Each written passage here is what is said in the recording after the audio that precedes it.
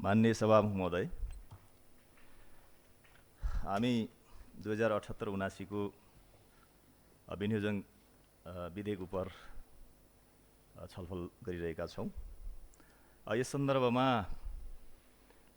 वास्तवमा यो इतिहासको एउटा कालखण्डमा हामीले धेरैचोटि दोहोर्याएका पनि छौं कि संघीयताले कुनै छुट्टै वरदान दिएको हो भने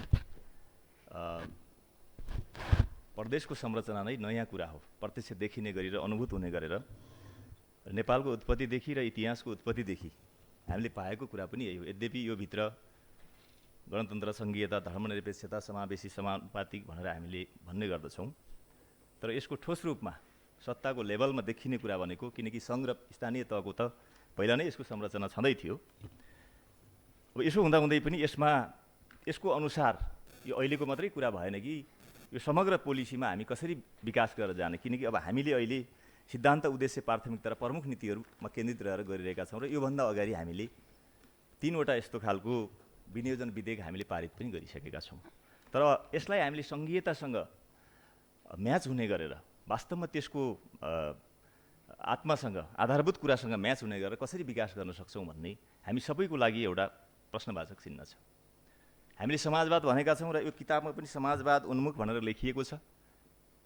भनिन्छ socialism is the perfect of democracy, लोकतन्त्रको उच्च नमुना नै समाजवाद हो। यद्यपि समाजवादका व्याख्या आफ्ना आफ्ना छन् र यसको अर्को पिलर भनेको संघीयता हो र संघीयताले पनि त्यही कुरा, उत्पीडित वर्ग क्षेत्र, लिङ्ग विशेष क्षेत्र, स्वायत्त क्षेत्र, संरक्षित क्षेत्र, यो क्षेत्रको त्यसले वकालत गर्दछ। तर अब यस अनुसार हामी विकास गरेर जान सक्यौँ कि सकिनौँ र अहिले पनि जो समाजवाद उन्मुख कुरा आएको छ यसमा हामी विकास गरेर जान सक्छौँ कि सक्दैनौँ, यो प्रश्न मुखरित भएर हामी सबैको अगाडि आएको छ। फेरि पनि यसभित्र कतिपय विषयहरूमा यहाँ छिर्दाखेरि अब यो नाराहरू, कार्यक्रमहरू जो आएको छ, मैले फेरि पनि भने अब यो वास्तवमा अब यसको अहिलेसम्म हामीले कार्यान्वयनको पक्षमा जाँदा यसलाई कसरी मुखरित भएर सरकार जान सक्छ भन्ने प्रश्न नै यहाँ हामी सबैको अगाडि जगजाहेर छ। त्यसकारण अब समस्या भनेको नारामा वा कार्यक्रममा वा हिजो पनि आउने कार्ययोजनाहरूमा, नीति पोलिसीमा होइन। हिजो पनि निकै राम्रा कार्यक्रम नआएका होइनन्, अझ धेरै महत्त्वकाङ्क्षी भएर आए कि भन्ने कोणबाट बरु कुरा उठेको हो। तर अब त्यो कार्यान्वयनमा हामी कति गयौँ र यसको कार्यान्वयनको धरातलमा हामी कति उत्रन सक्छौँ, सरकार कति खरो ढङ्गले मुखरित हुन सक्छ, यो प्रश्न हामीले अहिले गम्भीर भएर सोच्न जरुरी छ। अब अर्को कुरा, यहाँ अब केही जस्तो विषयवस्तुहरू यहाँ जस्तो यो उठेको छ, जस्तो एउटा कृषि उद्योग, खनिज तथा वन भन्ने यहाँ कुरा उठेको छ। यसमा मलाई के लाग्छ भने यो कृषि र वनसम्म जोड्दा ठिकै होला, तर यो खनिज र उद्योगको पाटो अर्को चाहिँ छुट्टै शीर्षकमा जोड्दा अझ वस्तुवादी हुन्छ। जस्तो अहिले एउटा यो हट इस्यु पनि भएको छ, अब सल्यान र तपाईको सारेमा इन्डिया आउँदैछ।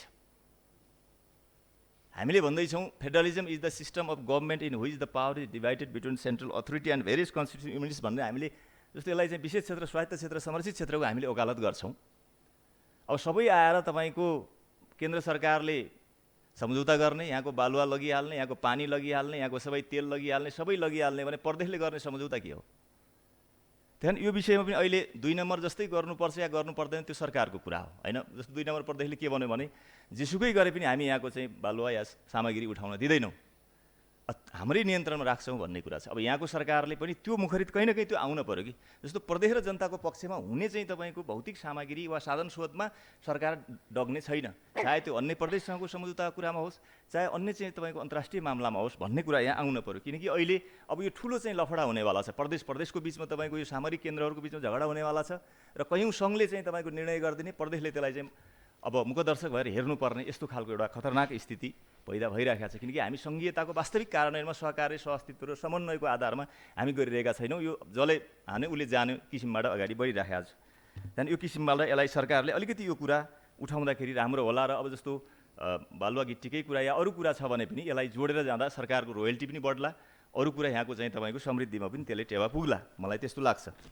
अब जहाँसम्म यो भूमि बैंक भनिएको छ, अरू आयोजना बैंक भनिएको छ, लगानी बैंक भनिएको छ, अब यो बैंक अगाडि पनि धेरै आएको छ, यसलाई कार्यान्वयन गर्नेतिर जाउँ। एउटै बैंक भए पनि कुन बैंक लगानी गर्दाखेरि अरू ब्याङ्कहरू लगानी गर्न सकिन्छ भने अलि धेरै ब्याङ्कतिर हामी नजाउँ, एउटा ब्याङ्कको चाहिँ बोर्ड लाउँदाखेरि त्यसलाई कमसेकम हामीले चाहिँ त्यसको डोर इन्ट्री हामी गर्न सकियोस्, त्यतिसम्म सरकारले गर्यो भने धेरै हुन्छ भन्ने मलाई लाग्छ।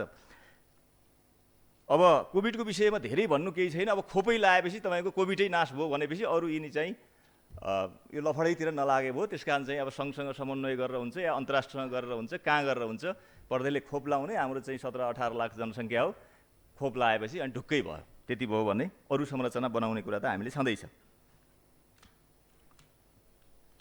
दोस्रो कुरा भनेको अब यो मुख्यमन्त्री रोजगार भन्ने छ, यसलाई मुख्यमन्त्री जनता रोजगार भन्ने जोड्न पर्यो। मुख्यमन्त्री रोजगार भन्दाखेरि अलि शब्द त ठिकै, अलि मुख्यमन्त्रीसँगै अलि बढी चाहिँ उभा हुनाले अझ राम्रो मुख्यमन्त्री जनता रोजगार भन्यो भने, किन डेलिभर हुने जनतामा हो, मुख्यमन्त्री मार्फत डेलिभर हुने भन्दाखेरि अझ त्यो चाहिँ तपाईँको समृद्धि शब्द हुन्छ जस्तो मलाई लाग्छ।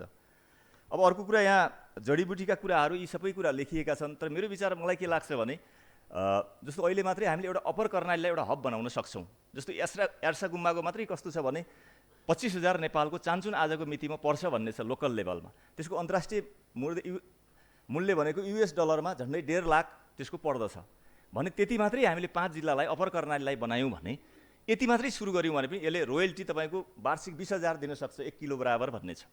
यति मात्रै गऱ्यौँ भने पनि एउटा नयाँ सन्देश हामीले, अरू पाँचौँले अरू कदम चाल्न, अरू कयौँ चाहिँ यो चाहिँ घुसी च्याउ यस्ता त कयौँ छन् हामीसँग। त्यस कारण त्यो किसिममा सरकारले एउटा भए पनि स्मल इज ब्युटिफुल भने जस्तो सानो एउटा केही गरेर जानेतिर चाहिँ सोच्यो भने राम्रो हुन्छ जस्तो लाग्छ।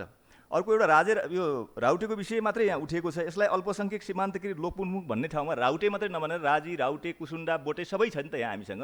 अल्पसङ्ख्यक भनेको त्यो सबै हो।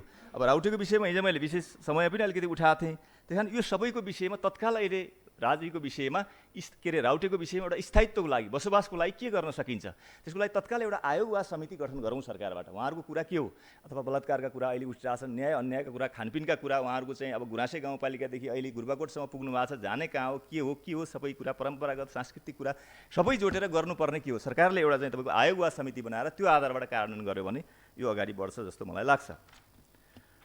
अब अरू कुरा यो अरू सरसर्ती अब विषयवस्तुहरूमा ठिकै छ, त्यसकारण अब र अर्को एउटा चाहिँ सँगसँगै यो प्राकृतिक विपद बाढी पहिरोसँग सम्बन्धित कुरा यसमा अलिक ठोस गरिएको छैन र अहिले जहाँ यो बाढी पहिरो र चाहिँ प्राकृतिक विपदबाट मान्छेहरू भए फाइल ल्याऊ भन्यौँ हामीले, कति गएका छन् त्यो निर्णय नभएर कयौँ बिरामीहरूको हकमा तपाईँको चाहिँ विभिन्न मुटु अथवा चाहिँ फोक्सो क्यान्सर लगायतका मान्छेहरू त्यहाँ दर्जनका दर्जन चाहिँ फाइल भरिएका छन्।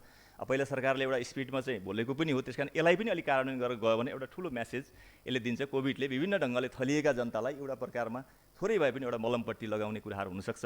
त्यस कारण यी कुराहरू जोडेर तपाईँको चाहिँ सरकारले अझ समृद्धि भएर अझै चाहिँ यसलाई पुरस्कृत गराएर ल्यायो भने निश्चित हिसाबले प्रदेशको चाहिँ वास्तविकतालाई अझ पक्रेर जानेछ। धन्यवाद।